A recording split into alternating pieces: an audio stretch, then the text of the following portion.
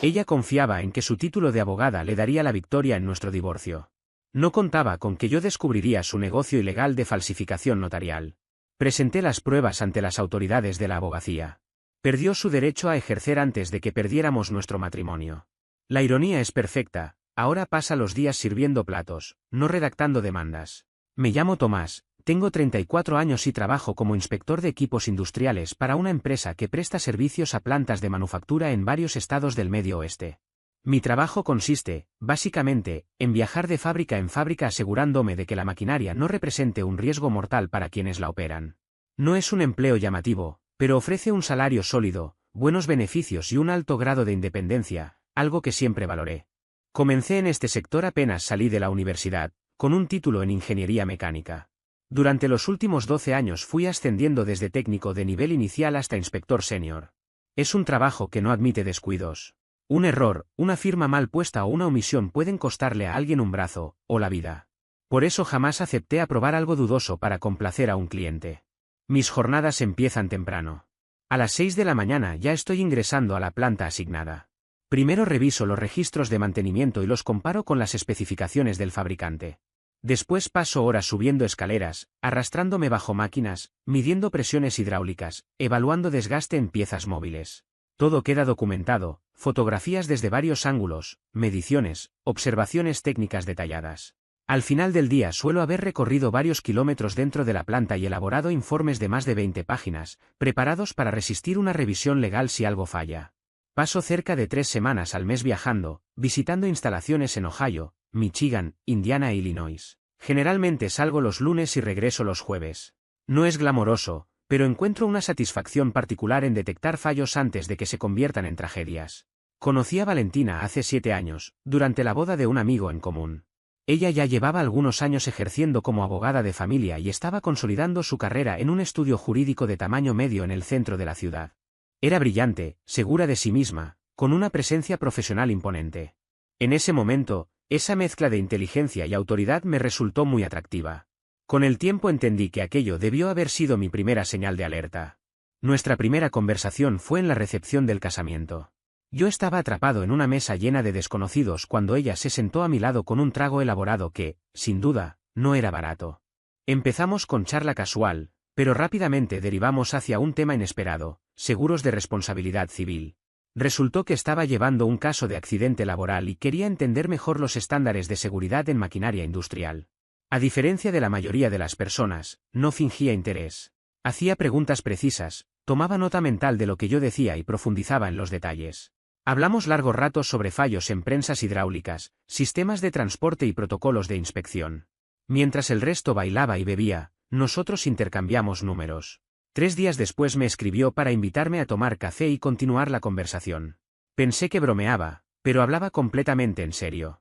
Se presentó con una libreta y anotó todo mientras yo le explicaba diferencias entre mantenimiento preventivo y correctivo. Hoy entiendo que, desde el inicio, me estaba utilizando como consultor gratuito. En ese momento, me pareció halagador. Una cita llevó a otra. Café, cena, luego copas de vino. En pocas semanas ya pasábamos fines de semana juntos. Vivía en un departamento moderno, en un edificio de lujo, con ventanales enormes y muebles de diseño. No había nada improvisado allí. Su familia pertenecía a otro mundo. Su padre, Alberto, dirigía un fondo de inversiones que administraba capitales de ejecutivos y deportistas profesionales. Su madre, Beatriz, participaba activamente en organizaciones benéficas y organizaba eventos de recaudación. La casa familiar era una enorme construcción colonial en los suburbios, con jardines impecables, piscina y hasta una casa auxiliar que superaba en tamaño a muchos hogares promedio. A pesar de ese entorno privilegiado, Valentina había destacado por mérito propio. Graduada entre las mejores de su clase, editora en la revista jurídica de su universidad, pasante en estudios importantes. Eso era algo que yo respetaba profundamente, ya que vengo de una familia de clase media donde nada fue regalado. Mis padres fueron docentes públicos y yo financié mis estudios con becas y trabajos técnicos. Nos casamos tras 2 años de relación. Sus padres ofrecieron pagar una boda ostentosa, pero decidimos algo más sencillo. Un evento pequeño, unos 80 invitados, en una posada histórica cerca de Columbus. Yo creí sinceramente que compartíamos valores similares sobre la vida y el dinero. Con el tiempo, descubrí que estaba profundamente equivocado. Lo que vino después, la infidelidad, La manipulación legal, el fraude notarial, la traición absoluta, fue un proceso lento, calculado y devastador. Pero también fue el inicio de una justicia que jamás imaginé presenciar tan de cerca. La boda, contra todo pronóstico, salió realmente bien. Fue a comienzos de junio, con un clima perfecto que permitió hacer la ceremonia al aire libre, bajo enormes robles que daban sombra natural y un ambiente solemne sin esfuerzo. La recepción se realizó en un antiguo granero restaurado y transformado en un elegante salón de eventos. Todo estaba cuidadosamente preparado y funcionó mejor de lo esperado. Las diferencias entre ambas familias eran evidentes. La familia de Valentina invitó a su círculo habitual, abogados, gestores financieros y miembros de juntas de organizaciones benéficas. De mi lado llegaron profesores, trabajadores sindicalizados y personas acostumbradas a conducir camionetas en lugar de autos de lujo. Eran dos mundos distintos compartiendo el mismo espacio, pero curiosamente encajaron. Nadie armó escenas incómodas, no hubo conflictos ni tensiones visibles. Todos parecían disfrutar del momento. Salimos de luna de miel hacia los Cayos de Florida con la sensación de haber iniciado algo auténtico. Los primeros años fueron sólidos. Compramos una casa tipo RAN de 3 habitaciones en un barrio decente, a unos 20 minutos del centro. No era perfecta, pero tenía buena estructura, cimientos firmes, techo relativamente nuevo y sistema eléctrico actualizado. La conseguimos por debajo del valor de mercado porque los dueños anteriores estaban atravesando un divorcio y necesitaban vender rápido. En ese momento no le di importancia a la ironía. Valentina avanzó en su carrera a una velocidad poco común. Alcanzó el puesto de socia en su firma en apenas 6 años, cuando lo habitual es tardar mucho más. Trabajaba jornadas interminables, ganaba casos complejos y atraía clientes importantes. El estudio se especializaba en divorcios de alto patrimonio y disputas de custodia, representando a médicos, empresarios y ejecutivos en separaciones complicadas. Su tarifa por hora pasó de $200 a $450 en solo 3 años. Yo también avancé profesionalmente. Fui ascendido a inspector senior y me asignaron un territorio que abarcaba 5 estados. El puesto implicaba mejor salario, más responsabilidad y más viajes. Aún así, me gustaba el trabajo. Mi jefe confiaba en mí para las inspecciones más delicadas, aquellas que requerían mayor criterio técnico. En ese momento sentía que ambos crecíamos en paralelo, construyendo algo en conjunto. La casa se convirtió en nuestro proyecto compartido. Pasábamos fines de semana pintando habitaciones con los colores que Valentina elegía tras analizar decenas de muestras. Cambiamos todas las luminarias porque ella detestaba las originales. Discutimos sobre si la cocina necesitaba un revestimiento en la pared, ella insistió en que sí, yo decía que no hacía falta. Ganó ella, y dedicamos un sábado entero a colocar azulejos. Renovamos el baño principal con un mueble nuevo, grifería moderna y una ducha tipo lluvia que consumía más agua, pero era increíble. Valentina prefería contratar profesionales para las reformas grandes, pero me dejaba encargarme de los detalles. Construí estanterías a medida para su oficina en casa, siguiendo planos que encontré en internet y usando madera comprada en la ferretería local. Me llevó 3 fines de semana, pero quedaron perfectas, de piso a techo, pensadas para sus libros y expedientes. Restauré la terraza trasera, reemplacé tablas dañadas, la limpié a presión y la volví a teñir. También construí camas elevadas para un huerto que ella decía querer usar, aunque nunca llegó a plantar nada. Reemplazó todos los muebles improvisados que yo había acumulado cuando vivía solo. Sofás que combinaban, una mesa de comedor con sillas a juego, muebles de dormitorio comprados en tiendas formales. La casa dejó de parecer un lugar de paso y empezó a sentirse como el hogar de adultos establecidos. Entramos en una rutina cómoda. Los viernes salíamos a cenar, probando restaurantes nuevos. Los domingos, cuando yo estaba en casa, íbamos al mercado local a comprar productos frescos y pan artesanal. Hacíamos viajes cortos cuando nuestras agendas coincidían. Nada espectacular ni pensado para redes sociales, pero real. Hablábamos de tener hijos algún día, quizá cuando Valentina estuviera más asentada en la firma. Incluso discutimos la idea de mudarnos a una casa más grande en el futuro. Todo comenzó a cambiar después de que se convirtió en socia. Su carga laboral se volvió extrema. Semanas de 60 horas como mínimo, a veces 80. Llegaba a casa cuando yo ya dormía y se iba antes de que despertara. Los fines de semana desaparecieron entre reuniones, preparaciones de juicios y llamadas con clientes. No me gustaba, pero entendía que había trabajado toda su vida para llegar ahí. Mi trabajo también exigía viajes y jornadas largas, así que intenté ser comprensivo. La distancia apareció de forma gradual. Dejó de preguntarme por mi día, de planear salidas, de compartir pequeños momentos. Siempre estaba demasiado cansada para cualquier cosa que no fuera trabajo, aunque curiosamente tenía energía para eventos sociales y encuentros profesionales. La intimidad se fue apagando, no solo en lo físico, sino en la conexión cotidiana. Empezó a dormir en la habitación de invitados durante la semana, alegando que mi alarma temprana interrumpía su descanso. Yo viajaba por trabajo alrededor del 40% del tiempo y siempre le compartía mi calendario con anticipación. Sabía exactamente cuándo estaría fuera y cuándo regresaría. Mi agenda había sido consistente durante años. Hace aproximadamente 18 meses empecé a notar cambios más evidentes. Comenzó a ir al gimnasio a las 5 de la mañana, cambió de peinado en un salón costoso, renovó su vestuario por completo y empezó a usar un perfume extremadamente caro. Luego vino el cambio con el teléfono, siempre boca abajo, siempre consigo, contraseña nueva. Cuando pregunté, dijo que la firma exigía nuevos protocolos de seguridad para proteger la información de los clientes. También empezó a llegar más tarde, alrededor de las 9 o 10 de la noche, con el cabello mojado y olor a productos de alta gama. Explicó que el estudio había instalado un gimnasio con vestuarios para los socios. Yo había estado en su oficina antes y nunca había visto nada parecido. Y cuando mencioné pasar una noche a cenar con ella cerca del trabajo, se puso extrañamente a la defensiva. Con el paso de las semanas empecé a notar un patrón que, al inicio, decidí ignorar. Valentina mencionaba a Franco cada vez con mayor frecuencia. No era una mención casual ni aislada, sino una presencia constante en conversaciones que, en teoría, no lo requerían. Franco del estudio jurídico rival. Franco, el que había compartido universidad con ella. Franco, el que entendía perfectamente ciertos casos. El nombre aparecía una y otra vez, hasta que llegó un punto en el que me resultaba imposible no notarlo. No soy una persona celosa ni posesiva. Siempre creí que la confianza era una base sólida en cualquier relación adulta. Las personas trabajan con colegas, crean vínculos profesionales, comparten experiencias. Todo eso lo entendía. Sin embargo, había algo en esa insistencia que no encajaba. Una incomodidad persistente, como un ruido de fondo que no desaparece aunque intentes concentrarte en otra cosa. No podía señalar un hecho concreto que justificara mi inquietud, y eso era lo más frustrante. No había mensajes sospechosos a la vista, ni cambios drásticos de conducta. Solo esa sensación constante de que algo se estaba desplazando lentamente fuera de lugar, como una grieta invisible que se ensancha con el tiempo. El golpe de realidad llegó de la manera más inesperada, hace aproximadamente 14 meses. Era un miércoles común, sin nada que lo distinguiera de cualquier otro día laboral. Eran cerca de las 2 de la tarde. Yo debía encontrarme en Michigan, realizando una inspección técnica que estaba programada para durar 3 días completos en una planta industrial que acababa de invertir una suma considerable en una nueva línea de empaquetado.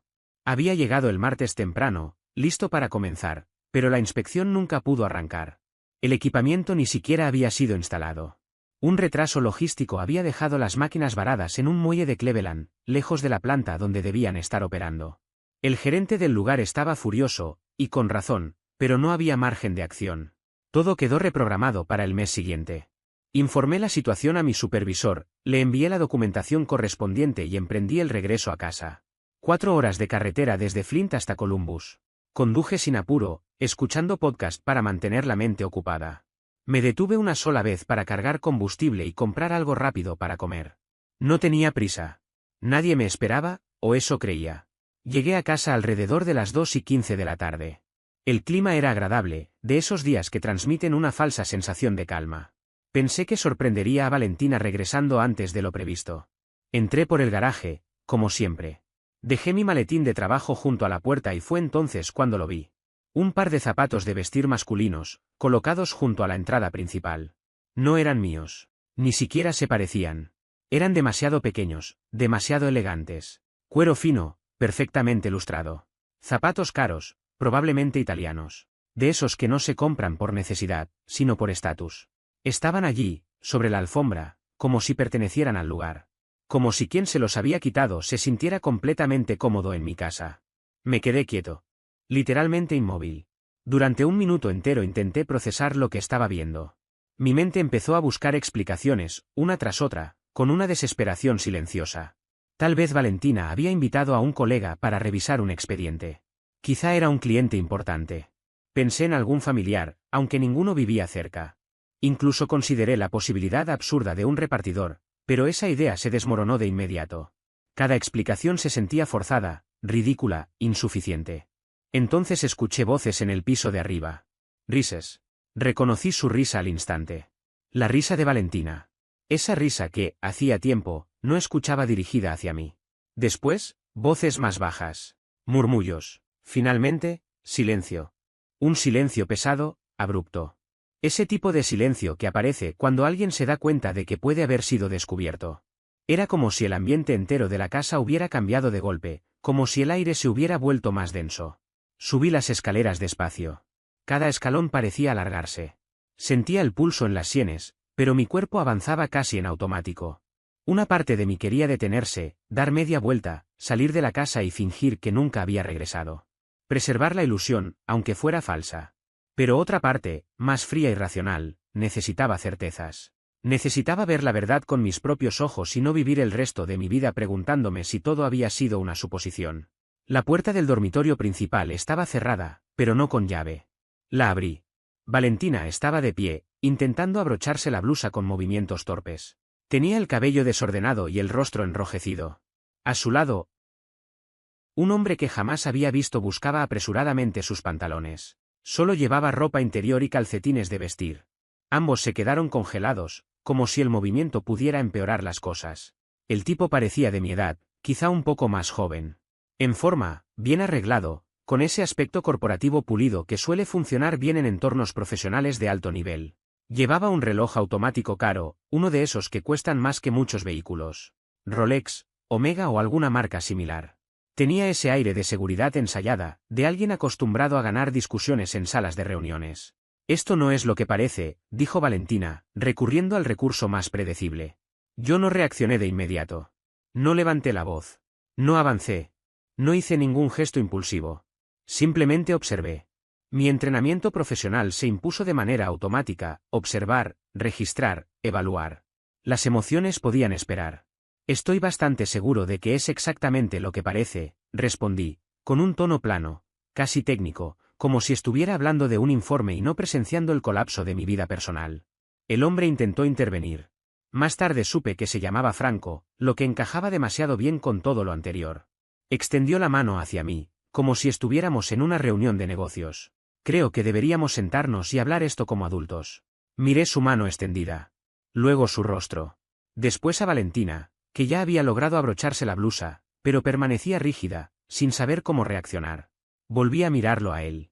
«Sal de mi casa», dije, sin elevar la voz. No fue una petición. Fue una orden. Algo en mi tono dejó claro que no había margen para discusión. Franco no intentó replicar. Recogió sus cosas y bajó las escaleras casi corriendo. Escuché la puerta cerrarse de golpe. Un motor encendiéndose. Las ruedas chirriaron ligeramente al salir del vecindario. Luego, silencio otra vez. Solo Valentina y yo, de pie, separados por unos metros de alfombra que se sentían como un abismo imposible de cruzar. El lugar que alguna vez fue nuestro dormitorio ya no lo era. Valentina entró inmediatamente en modo profesional. No lloró. No pidió perdón. Empezó a hablar como si estuviera presentando un alegato. Enumeró razones, explicó su versión de los hechos, habló de meses de distanciamiento, de insatisfacción, de desgaste emocional. Todo dicho con una fluidez inquietante, como si ese discurso hubiera sido ensayado con anticipación. Era abogada de familia. Había visto esa escena incontables veces. Ella conocía el discurso de memoria. Lo recitó sin titubear, como si lo hubiera ensayado frente a un espejo. Habló de distancia emocional, de prioridades distintas, de cómo ambos habíamos cambiado con el tiempo. Dijo que no había culpables, que simplemente nos habíamos ido separando poco a poco. Todo sonaba lógico, casi inevitable, cuidadosamente empaquetado para parecer una decisión madura y razonable. Pero la realidad era mucho más cruda. Había decidido dinamitar nuestro matrimonio porque quería acostarse con un imbécil corporativo. ¿Cuánto tiempo?, pregunté, interrumpiendo su monólogo sin rodeos. Se quedó en silencio. Por primera vez desde que empezó a hablar, no parecía molesta ni a la defensiva, sino incómoda de verdad. Hasta ese momento había mostrado fastidio porque yo no seguía su narrativa, pero ahora algo había cambiado. Eso no es lo importante ahora, respondió. Lo importante es que encontremos la forma de avanzar de manera justa para los dos. ¿Cuánto tiempo?, repetí, separando cada palabra. Suspiró como si yo fuera el que estaba complicando las cosas, como si pedir una información básica fuera una exigencia irracional. 6 meses, dijo al fin. Pero, Tomás, tienes que entender que nunca estás en casa. Siempre viajando por trabajo. Yo me sentía sola, y Franco estaba ahí. Levanté la mano. ¿Basta? No sigas. 6 meses. Medio año de mentiras. Medio año de llegar a casa. Mirarme a los ojos y fingir que todo estaba bien mientras se acostaba con otra persona. Medio año en el que yo pensaba que solo necesitábamos mejorar la comunicación, cuando en realidad ella estaba ocupada destruyendo todo lo que habíamos construido juntos. Quiero el divorcio, dije. Fue directo, simple, sin margen para negociación. Para mi sorpresa, pareció aliviada. Como si hubiera estado temiendo que yo luchara por el matrimonio, que suplicara, que armara una escena o intentara convencerla de quedarse. Creo que es la decisión correcta, respondió. Y quiero que sepas que haré todo lo posible para que esto sea fácil. Seré justa con todo. Esa frase debió haber encendido todas las alarmas en mi cabeza. Pero estaba demasiado enfadado, humillado y en shock como para procesarlo con claridad. Cuando un abogado que acaba de ser descubierto engañando promete ser justo, lo que realmente quiere decir es que va a usar cada truco disponible para quedarse con lo que quiere, haciéndote creer que estás obteniendo un buen trato. Por la naturaleza de mi trabajo, documentar es casi una obsesión. Fotografías, notas, fechas, observaciones detalladas. Es la única forma de protegerme de responsabilidades legales. Un solo detalle omitido puede terminar en una demanda, o algo peor. Ese hábito se filtra en mi vida personal, incluso cuando no lo pretendo. Sin darme cuenta del todo, llevaba cerca de 2 meses documentando el comportamiento extraño de Valentina. Todo empezó cuando noté que los estados de cuenta de la tarjeta no coincidían con sus explicaciones. Decía que trabajaba hasta tarde en la oficina, pero aparecían cargos en restaurantes al otro lado de la ciudad. Hice capturas de pantalla cuando cambió la configuración de su ubicación compartida. La desactivó a finales de noviembre, alegando que consumía demasiada batería. También fotografié estados de cuenta con cargos en hoteles durante horarios en los que supuestamente estaba trabajando. No eran moteles baratos ni lugares dudosos. Eran hoteles céntricos, con cargos de servicio a la habitación incluidos. Guardé recibos de sitios que no encajaban con sus historias. Detalles pequeños, que por separado podían parecer inocentes, pero que juntos formaban un patrón bastante claro. Esa noche me registré en un motel económico. Cerca de las 10 de la noche llamé a mi hermano, Luca. Es jefe de proyectos en una empresa de construcción comercial. No di demasiados rodeos. Valentina me engañó. La encontré con otro tipo esta tarde. Necesito consejo. Hubo unos 5 segundos de silencio absoluto. ¿Estás bien? Fue lo primero que dijo. Y escúchame con atención, no firmes nada sin leerlo 3 veces y sin que alguien más lo revise. Ella es abogada. Va a usar eso contra ti. A la mañana siguiente me reporté enfermo en el trabajo. Pasé un par de horas investigando abogados de divorcio en Columbus que tuvieran experiencia en casos donde una de las partes fuera abogado. Así encontré a Nicolás Rossi, un especialista en derecho de familia con más de 30 años de experiencia. Llamé a su oficina a las 9 en punto. Expliqué la situación con franqueza: esposa abogada, infidelidad confirmada el día anterior, divorcio ya sobre la mesa. Me consiguió una consulta de emergencia esa misma tarde. Su oficina estaba en un edificio antiguo del centro. Nada lujoso. Pero él transmitía seguridad. 50 y tantos años, completamente calvo, con gafas de lectura y una expresión de alguien que ya lo había visto todo, varias veces. Déjeme adivinar, dijo cuando terminé de hablar. Ya tiene los papeles listos y va a empujar por un divorcio rápido y sin disputa. Aún no me ha enviado nada, respondí. Solo un mensaje preguntando cuándo volvería por mis cosas. Se reclinó en la silla. Lo hará pronto. Probablemente en menos de 48 horas. Lo presentará como la opción madura. Amistosa. Económica. Sin conflictos. Pero lo que realmente quiere es que usted se rinda sin pelear. Asentí. Todo encajaba. Los abogados, cuando se divorcian, suelen manejarlo de forma profesional, o utilizan cada arma que tienen. Por lo que me cuenta, su esposa pertenece al segundo grupo. Firmé el anticipo sin dudar. Salí de ahí con la sensación de que, al menos, alguien entendía el juego que Valentina estaba a punto de jugar. Tal como él predijo, ese mismo día Valentina me escribió. Dijo que su firma ya había preparado los documentos y que podríamos reunirnos para hablar de los términos. Insistió en mantener todo simple y amistoso para no alargar el proceso. Traducido, quería que me dejara pasar por encima. Reenvié el mensaje a Nicolás. Su respuesta fue una sola palabra: exacto. Los documentos llegaron 3 días después por mensajería. Nicolás los revisó línea por línea mientras yo intentaba no perder la calma. Negaba con la cabeza, hacía anotaciones, subrayaba cláusulas. Tras unos 20 minutos levantó la vista. ¿Quiere quedarse con la casa? ambos vehículos, el 60% de sus fondos de jubilación y además está solicitando manutención conyugal por supuesta pérdida de ingresos derivada del estrés emocional del divorcio. ¿Qué? ¿Y hay más?, continuó.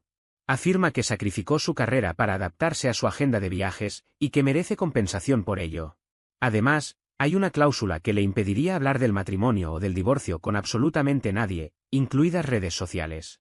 ¿Eso es legal? Puede intentarlo. Que se sostenga es otra cosa. Pero confía en que usted no quiera gastar tiempo ni dinero luchando. Sonreí con amargura. Comería fideos instantáneos durante un año antes de dejar que me aplastara así. Nicolás asintió. Bien. Porque lo que viene no será fácil. Y tenía razón.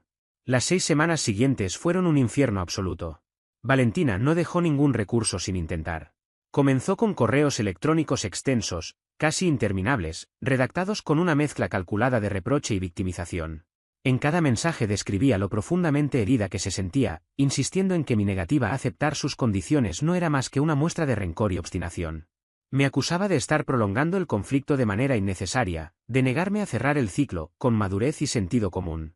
En su versión, yo era el único responsable de que todo se estuviera volviendo desagradable. Cuando eso no funcionó, pasó al siguiente nivel. Empezaron a contactarme amigos en común, personas que nunca habían tenido una visión completa de nuestro matrimonio pero que, aún así, se sentían con autoridad para opinar. Algunos me escribían con tono conciliador, otros directamente me reprochaban estar siendo injusto. Decían que estaba exagerando, que debía ceder, que aceptar el acuerdo propuesto era lo más razonable.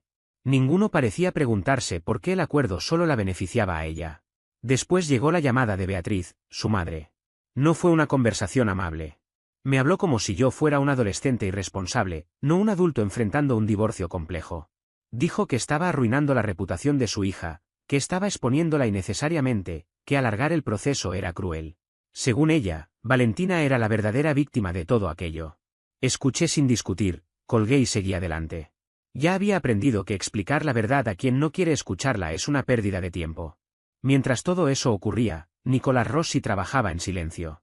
Desde el primer día dejó claro que no iba a basarse en discursos ni en emociones. Empezó a recopilar pruebas concretas. Solicitó los registros telefónicos completos. Cuando llegaron, el patrón fue evidente, cientos de mensajes y llamadas entre Valentina y Franco. No se trataba de intercambios ocasionales ni de consultas profesionales aisladas. Eran conversaciones constantes, repetidas, sostenidas durante meses. Luego aparecieron los movimientos financieros. Estados de cuenta que mostraban cargos por habitaciones de hotel, restaurantes de alto nivel, gastos incompatibles con simples reuniones laborales. Cada transacción añadía una capa más de claridad a una historia que Valentina seguía negando. Nicolás documentó también cada contradicción en sus declaraciones sobre los supuestos sacrificios que había hecho por mi carrera. Decía que había renunciado a oportunidades, que había soportado ausencias prolongadas, que yo la había dejado sola. Sin embargo, al contrastar fechas y hechos, quedó claro que sus noches largas de trabajo no llevaban 6 meses ocurriendo, como sostenía oficialmente. Llevaban bastante más tiempo. Lo que ella nunca imaginó fue que yo también llevaba un registro detallado de mi propia vida. Por la naturaleza de mi trabajo, siempre fui meticuloso. Cada viaje laboral estaba documentado con fechas, horarios, informes técnicos, registros de entrada en hoteles, reportes de inspección y datos de ubicación del vehículo de trabajo. No era algo que hiciera pensando en un divorcio, era parte de mi rutina profesional. Gracias a eso, podía demostrar con exactitud dónde estaba y a qué hora en prácticamente cualquier día de los últimos años. Cuando cruzamos esa información con el historial de ubicación de Valentina, su versión se desmoronó. Sus propios registros mostraban visitas frecuentes al complejo de departamentos de Franco, al menos 2 veces por semana durante los últimos 8 meses. 8 meses. Muy lejos de los 6 que ella insistía en mencionar. El intento más desesperado llegó después. En un escrito formal, Valentina afirmó que yo había sido emocionalmente abusivo y negligente. Alegó que mis horarios laborales la hacían sentirse abandonada y que mi comportamiento controlador la había empujado a buscar consuelo en otra persona. Cuando Nicolás leyó ese documento, apenas pudo disimular una sonrisa irónica. Está probando todas las cartas, me dijo. Es una táctica clásica cuando alguien no tiene una base sólida. Y entonces apareció algo que ninguno de los dos esperaba. Durante la fase de intercambio de información, Nicolás solicitó todos los registros financieros de Valentina. Era un procedimiento estándar en cualquier divorcio. Ella se opuso con fuerza, alegando privilegio profesional y protección por trabajo legal. Nicolás respondió con firmeza, sus finanzas personales no estaban cubiertas por ninguna de esas figuras. El juez le dio la razón y ordenó la entrega completa de la documentación. Cuando esos documentos llegaron, algo me llamó la atención de inmediato. Llevo más de 15 años revisando informes técnicos, documentos regulatorios y reportes de cumplimiento. Sé reconocer cuando un archivo está correctamente elaborado y cuando no. Los registros notariales de Valentina eran caóticos. Años atrás había obtenido su habilitación como notaria, argumentando que era útil para su práctica. En su momento, no me pareció extraño. Ahora sí lo era. Había certificaciones realizadas en fechas en las que yo sabía con absoluta certeza que ella estaba fuera del estado, asistiendo a conferencias legales. Lo recordaba con claridad porque, en una de esas ocasiones, tuve que modificar un viaje de trabajo para quedarme cuidando el perro de unos vecinos mientras ella estaba fuera. Revisé mi calendario, mis informes y mis registros laborales. Todo coincidía. Ese jueves específico, Valentina había certificado 6 documentos en Ohio cuando, en realidad, estaba en Florida. Y no fue el único caso. Encontré documentos notarizados en horarios en los que constaba que ella estaba en audiencias judiciales. Firmas que no coincidían con las copias de identificación adjuntas. Certificaciones hechas para personas que, con una búsqueda mínima, se comprobaba que no estaban siquiera en el estado durante las fechas indicadas. Aquello no era un descuido administrativo. Era fraude. Pasé una semana completa revisando cada página con extremo cuidado. Encontré al menos 30 casos sospechosos en un periodo de 3 años. Documentos certificados cuando ella estaba comprobablemente en otro lugar. Firmas validadas sin la presencia de los firmantes. Fechas que no coincidían con ningún registro real. Cuando llevé todo a Nicolás, su reacción fue inmediata. Se quedó pálido. Esto es fraude notarial, me dijo. Y no es algo menor. Esto puede llevar a una inhabilitación profesional. Es actividad criminal seria. Le pregunté qué debía hacer. Nicolás se tomó su tiempo antes de responder. Como tu abogado de divorcio, tengo que advertirte que usar esto como presión directa sería éticamente peligroso, dijo finalmente. Pero, fuera de este proceso, tienes la obligación de reportar un fraude de esta magnitud. El Colegio de Abogados tiene una junta disciplinaria que se ocupa de estos casos. La decisión final es tuya. No hacía falta decir más. Me tomé varios días para pensarlo. No quería actuar por rabia ni por venganza.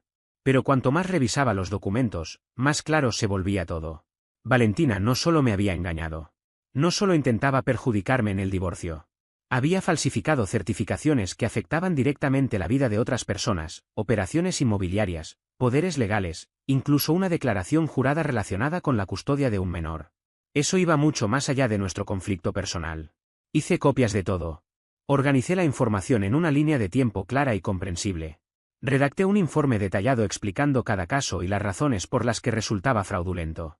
Adjunté mi propia documentación demostrando que ella estaba en otros lugares en varias de las fechas señaladas. Me llevó unas 40 horas de trabajo distribuidas en 2 semanas, pero dejé el expediente completamente sólido. Finalmente, envié todo a la Junta Disciplinaria del Colegio de Abogados de Ohio.